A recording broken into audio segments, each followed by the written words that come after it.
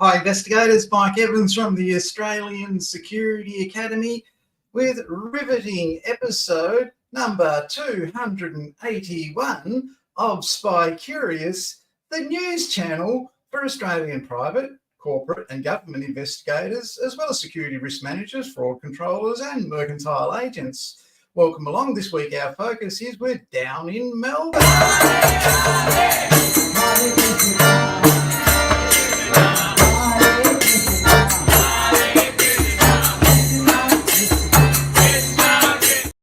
It's the best fun you can have in the evenings in Australia, walking around the streets of Melbourne, dancing with the Hare Krishnas. So today we're going to be looking at VSIAC and what VSIAC is and what it means for you, the private investigator in the street. Not a lot actually, but it's important that you understand it in the context of what's happened recently, where we have exposed fraud in the Victorian Workers' Compensation Scheme, nepotism in the Victorian Workers' Compensation Scheme, and an attempt to take advantage and become one of the reduced 12 panel members in the Victorian Workers' Compensation Scheme in conjunction with mates in the VWA. So what is VSIAC? Let's have a look. The Victorian Security Industry Advisory Council advised the Minister for Police and Emergency Services on the effectiveness of regulation of the Victorian private security industry and the need for reform.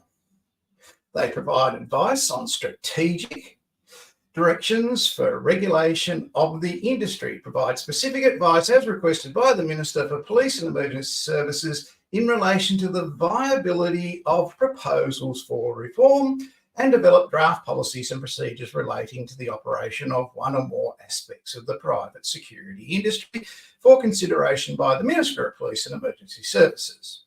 There are two subcommittees and neither of them have got anything to do with investigations. Basically, investigations is the Cinderella part of VSIAC in Victoria. So what you're looking at is the big end of town. The big security companies have the ear of the police, naturally, fair enough. They're big. And therefore the police minister on the future of the reforms in the security industry. Now, one of the big reforms is coming in next June, where every security organisation has to do a security risk assessment 24 hours before proceeding with the security activity. That security risk assessment has to be signed off by the security guard at the pointy end, or, for relevance here, the licensed private investigator who's doing the investigation, by the security guard's manager or the licensed private investigator's manager, the security guard's client, whoever owns the building where the security activity is taking place, whether it's the door of a nightclub or a big government building that has security walking around it and access control, or a hospital that has 24/7 access. All of those have to have a security risk assessment, and private investigators as well, factual or circumstances they're known in Victoria, and surveillance have to have a security risk assessment lodged 24 hours before they begin the activity. So the representative of investigations goes along to VSIAC this week and says, oh, look, thanks for giving me the opportunity. It's now my turn. We find it almost impossible to be able to do a CTP liability security risk assessment of a witness's residence 24 hours before we even go there, because we've never been there before and we have to drive 5 hours to get there because it's in Shepparton or something like that. And the security industry goes, well, we don't care about that. This is not the time for issues and problems. We've got this to get on with, and we've got to tell the minister about it. And it's shut down at that point. They're not going to listen to 1,600 shitty little investigators when they got 55,000 or 100,000 security guards to listen to. That's how it goes. That's reality. Okay, so you live with it. There's nothing you can do about it. But what they're doing is they're saying, you're the same as security. The work you do is the same as security. You will do the security risk assessments just like security do in a facility that's stationary. that they've been in for the last 12 months. They have a contract to run for the 5 years, and it's the same security risk assessment every day. Whereas you're doing different investigations, up to 4 or 5 every day, taking statements from different witnesses or claimants or employers or whatever in 4 different suburbs. You got to do 4 different security risk assessments. It can be done. Okay? Not impossible. In fact, you do it now, mentally, before you go, on the way, when you're there, and on the way back. They want it in writing, in whatever format they're going to provide or whatever. That's their problem, to sort that out and say, these are our guidelines on what they're going to be. The other issue that they have is when they are confronted with these meetings with the possibility of fraud against it. They don't want to know about it. That's too embarrassing.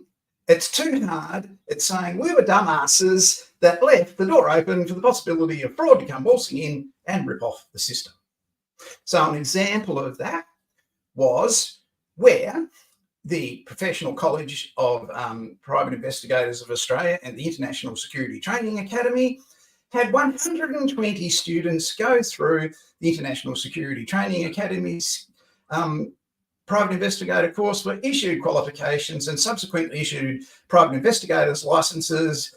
And the Victorian Police LRD found out that it was all a shambles and it wasn't real, and that there were 120 breaches of the Victorian Police's conditions of approval for RTOs in the areas of no approved trainers, no approved course, no licensed trainer, no trainer with the qualification to teach it, and no trainer with the teaching qualification registered with the LRD, and no agreement as required by ASQA, the federal regulator, between 2 RTOs to have a partnership arrangement. That has to be lodged before the partnership even began, 30 days before it begins, with ASQA in writing and approved. Now, it wasn't. So for all those reasons, all those breaches and 120 qualifications and licenses issued that we know of, that's all we know of. Okay, there are more, but because the investigation is ongoing and the penalties are severe for this, very severe, and a lot of money is at stake, they've got to get it right. So that's ongoing. Now, that investigation now has been going on for years. Why? It's a serious matter. The Victorian Police Licensing Regulation Division are not provided with the resources, money, financial or human, to monitor the issuance and application of licenses for security guards and private investigators and private investigator and security businesses, and then go and pursue fraud. It's an investigation with all the fraud in the applications that's going on. They haven't got the time. They haven't got the finance, the support, financial support from the government, and they haven't got the human resources. It's not their fault. So slowly that investigation will come to a head in 7 years, 10 years, whenever, and it will be finalised. The VSIAC is saying they're providing advice as requested by the Minister for Police and Emergency Services in relation to viability of proposals for reform. So if you don't put in your security risk assessment the day before you go and undertake your security activity from June 2025, how are the Licensing Regulation Division going to come and knock on your door and say to you, well, hi, ladies and gentlemen, we want to see your security risk assessments. Can you hurry up, please? We haven't got a lot of time. There's only one of me here because we haven't got a lot of human resources. We don't think you did one 7 months ago. Now, is that fair? Is it fair on the Victorian Police Licensing Regulation Division, who have no funding and no human resources? No. Can VSIAC do that? Yes, because they don't factor this sort of thing in. Give the Victorian Police Licensing Regulation Division what resources, human and money they need, and good. Enforce it. and finalise the enforcement against International Security Training Academy and Professional College of Private Investigation College of Australia, whatever they're called, right? Apply the penalties, finalise that investigation, show everyone the due force. And you can enforce because you've got the funding and the human resources to do it. So they're bringing in a new scheme through VSIAC. They haven't got the funding and the resources to tidy up the past issues from years ago. This is a crying shame. So the Victorian Security Industry Advisory Council provides strategic policy advice to the Minister for Police Emergency Services. They just tell them all the good news, right? The operation possible further systems of regulatory framework for the workers' private security industry with a view to improving ethical and professional standards of practice within the industry. Oh, wow. So VSIAC want to do that. Let's have a look at the gaps that happen when you haven't got the resources and you haven't got the finance. Oops.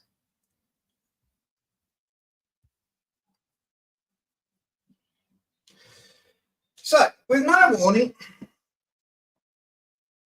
the conspirators attempted to take control of a process in Victoria where the Workers' Compensation Authority, the VWA, we're going to reduce the suppliers on its panel from multiple suppliers of professional support services in investigation down to 12. Because the VWA have done their homework and they know that 80% of the work is done by 14 suppliers. The rest are small little one-person operations. Now, this is a continuum in investigations in every state in Australia and territory. It applied years ago to the TAC in Victoria. It's nothing new. But in a panic, some investigators got the ear of some people in the VWA who are influential and said, we want you to ensure that your people in your internal investigations department become a member of the AIPI. And they hold the ACFE qualification only. And then in the future, we're going to apply that to all private investigators licensed in Victoria. Otherwise, they can't get VWA work. Or we will exclusively have access to that process before it even starts. And guess what? They ran with it. No meetings, no records, no minutes, no approval from the CEO, no involvement by the minister for the VWA or the police minister, as per VSIAC. Police minister's very busy person, you don't waste their time on stuff like this. This was exposed easy. It's the most obvious fraud you're ever going to see.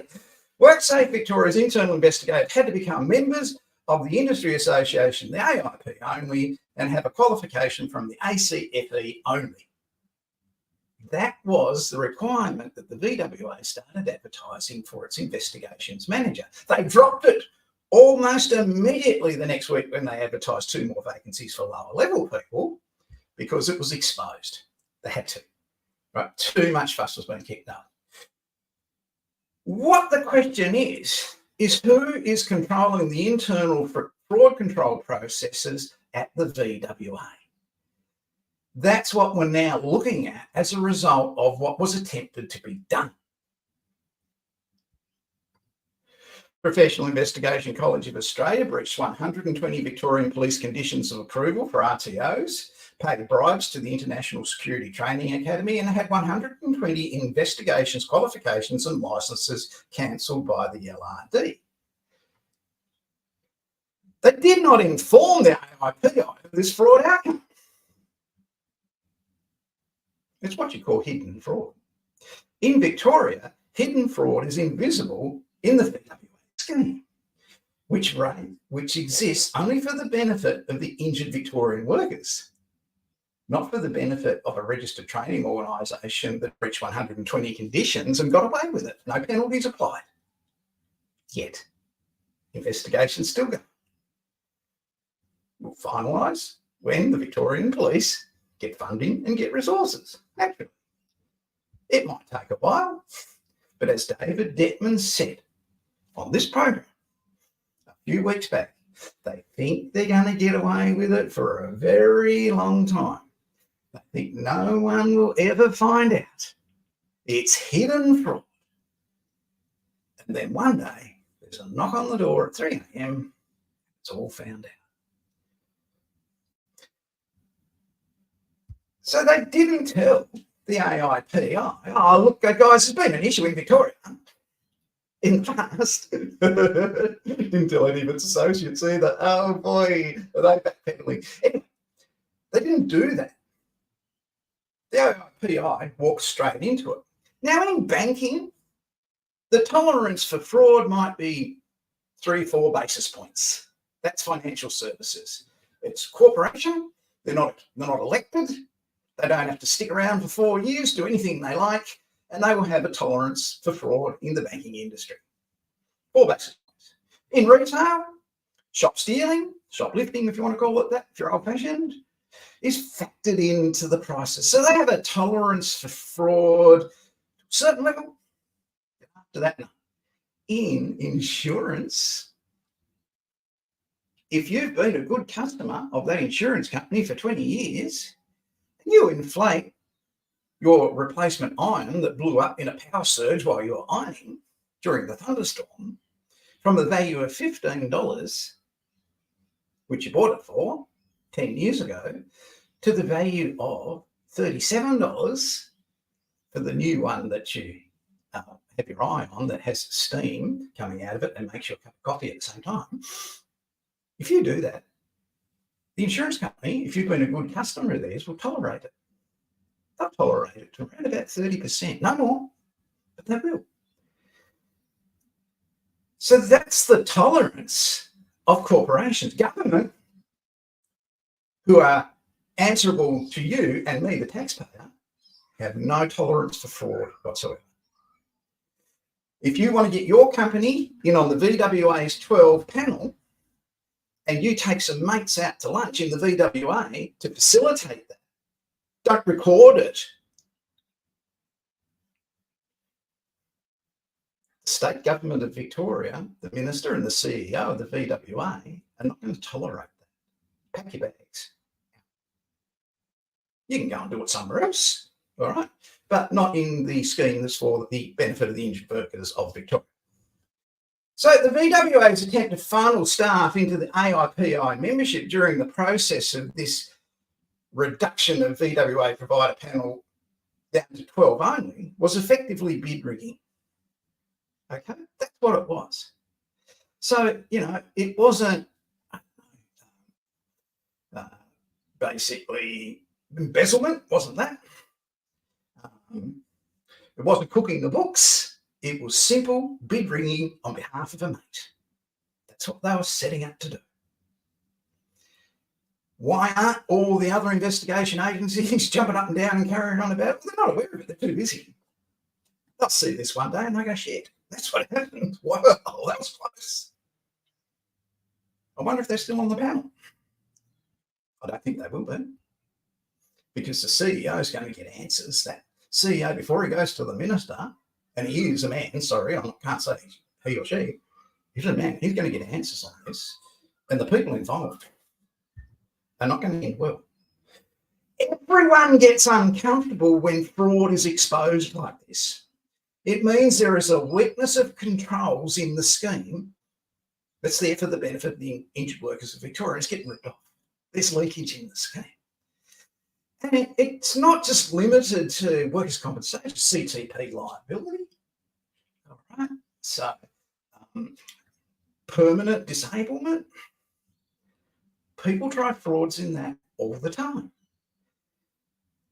So it's not just limited to one area, but when you work in government and you think, oh, yeah, they're already going bust fraud. No, not really. They don't like it. They don't like finding out about it. They don't like being told about it, because then it puts pressure on them to have to go back and check their controls and look at this and look at what happened, knowledge, skill, information, training and attitude gap that led to it.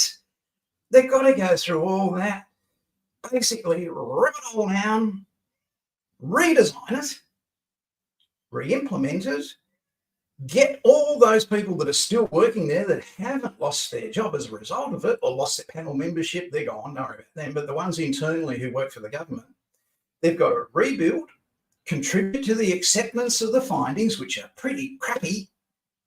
The person you were in the lotto scheme with and the footy tipping with was basically running a fraudulent scam in your government department.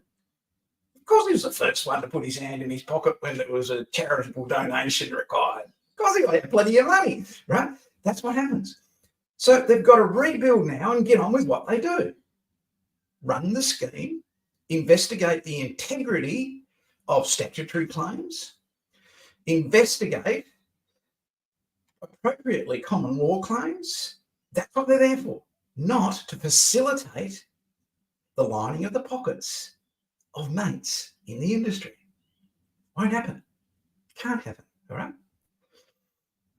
So VSIAC have to understand that that happens instead of pretending it doesn't, okay? The Victorian government has what we call in fraud control a high friction process for preventing fraud in the Victorian Workers' Compensation Scheme, which is for the benefit of workers. Now, that high friction process, when it comes to external, is about licensed private investigators. Background checks have to be done on them. References have to be obtained in regard to suitability to work in the industry from people that have known them. There is an application process that you must fill in and complete. And you must tick off your health records and your known associates. Have you got an associate who's running a scam in Queensland? If you have, you better put them in your application form so the Victorian government can know that. And if that person is a member of your industry association like the AIPI, you better make sure you've got that person listed there, because if you don't, that hidden fraud will be as exposed as someone's mental disability that will deny them that license. It's high friction. It's aimed to reduce bad actors with bad intent entering the licensed investigation industry. That's what it's for. 96% of issues that can happen in a nightclub are prevented at the door. If someone's intoxicated, they're not coming in. If someone's wearing singlet and pluggers, they ain't coming in. If someone's got neck tattoos and facial tattoos, they're not coming in. All those problems are prevented at the door by security in that process. Equally, background checks, references, qualifications, application processes are used by the Victorian State Government via the Victorian Police Licensing Regulation Division, who are under human resourced and underfunded, to prevent that. And they do a very good job at the Victorian Police Licensing Regulation, an extremely good job. So from 2025 in June, investigation, business licensing and pre-security activity with 24 hours notice for security risk assessments become mandatory investigations. That's through VSIAC that are meeting to endorse that this week, not taking into account everything you've just heard in the previous 24 minutes. Because nobody wants to know that there's fraud or corruption potentially in the scheme. They hide it because it makes them uncomfortable. Now, fraud investigators, they don't get uncomfortable when they're investigating fraud. That is not going to happen. The Vic government can shut down the AIPI, take away its approval to be an industry association, retire without redundancy payments the internal VWA co-conspirators, and apply the breach and penalty to PICA and ISTA to demonstrate zero fraud tolerance. That's what the Victorian government can actually do in this case. What they do is up to them. I wouldn't go holding my breath, okay?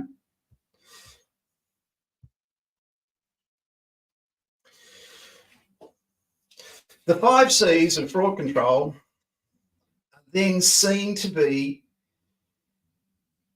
and negate the previous obvious situation where the boundary pushers were controlling the process, not for the benefit of the injured Victorian workers. So a tactic perceived is a tactic negated. They came in and said, oh, you've got to join the AIPI, you've got to have this. No choices, you only got to join the AIPI, right? Because we didn't have a tender process, we didn't have an approved choice process. We just made it up out of the blue. We just woke up one morning and said, you've got to do that. There was no meetings, there was no money changed hands. What are you talking about? Imagine sitting in front of the minister and saying that. No, you take your lunch. All right. The 5 C's of fraud control are enforced, and they are culture. And the culture comes from the top. In the Victorian government, we have a zero tolerance for fraud. We have in place countermeasures for it. We're active in enforcing those, in communicating that, and in following through on it. So they got rid of the co-conspirators out of the VWA who dared to do it in the $6 billion scheme for the benefit of the injured workers of Victoria. So the culture is there. From the top, no tolerance for fraud. It's out. The CEO doesn't tolerate it. The minister doesn't tolerate it. It's not like banking, where we'll have 4 basis points, or retail, where we'll factor it in. Not like any of that. Look, this is government's, taxpayers' money for the benefit of the injured workers of Victoria. Zero tolerance to people that will try it on. 120 breaches of the Victorian Police conditions of approval for for registered training organisations. So the culture is there. There is clarity in the dissemination of the information. You do fraud, you lose your job. That's it.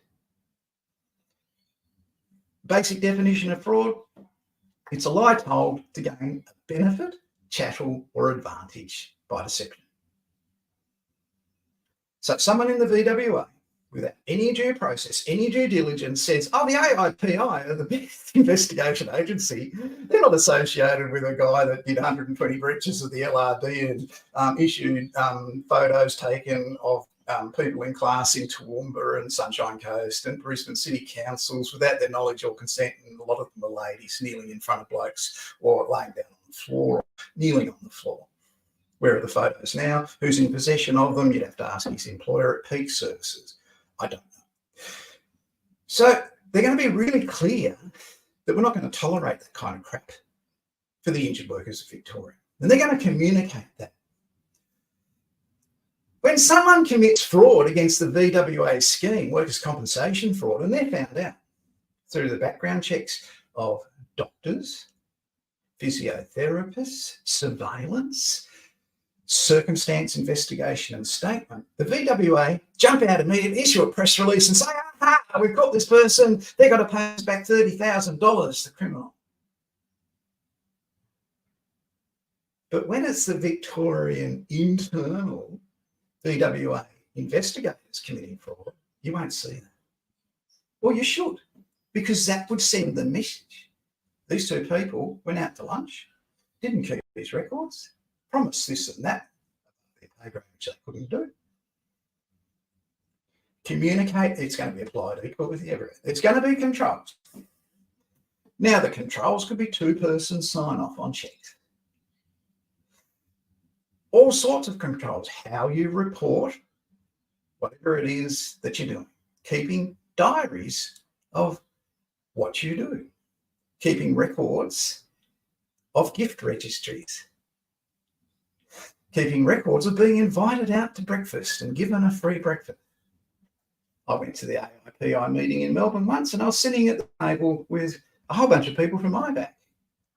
And look, I am sure that every single one of them the day before entered into their gift registry when they were seeking approval from the CEO of their company to go to this breakfast put on by the AIPI. They would have done that. Standard procedure. And you could go and check it and they would have. Lovely people. All right? They exist to check that other state government departments do that. And there can be no suggestion of fraud if they do. Now, if they don't do it, that's in No records kept, no due diligence, just a simple award by someone above their pay grade, mate, onto a panel that was going to be reduced anyway. Well, we've already reduced it by that one. So they're the controls. Then we're going to have checks. Now, this is what you see Pat Ling talk about in investigations uni week after week after week for Diploma of Fraud Control, Diploma of Investigation, Advanced Diploma of Government Fraud Control, Advanced Diploma of Investigations, and Advanced Diploma of Workplace Inspection. Check, review, check, review. How do you know? Because the people committing the fraud, they don't want those checks in place. They don't want culture from the top. They want clarity and clear. These are the rules. There's only 5 of them. Don't breach them. It's like 10 commandments. Okay? They don't want any of that in place because it stuffs up their ability to commit fraud. VicGov can send the message, we are monitoring. There is no opportunity missed on fraud prevention anymore. There is transparency, and fraud is not hidden in the VWA now. Effectively, they are saying we are controlling the process. Remember what I said 30 minutes ago. Who is controlling the process? There is zero tolerance for fraud in our workers' compensation scheme for the benefit of the injured workers of Victoria, valued in 2024 at $6 billion per annum. That's what they're saying. I'm Mike Evans from the Australian Security Academy. Enjoy your Fraud Investigation Week, investigators. See you next time for episode 282 of Spy Curious, the news program for licensed investigators, government investigators, corporate investigators, fraud controllers, risk managers, and mercantile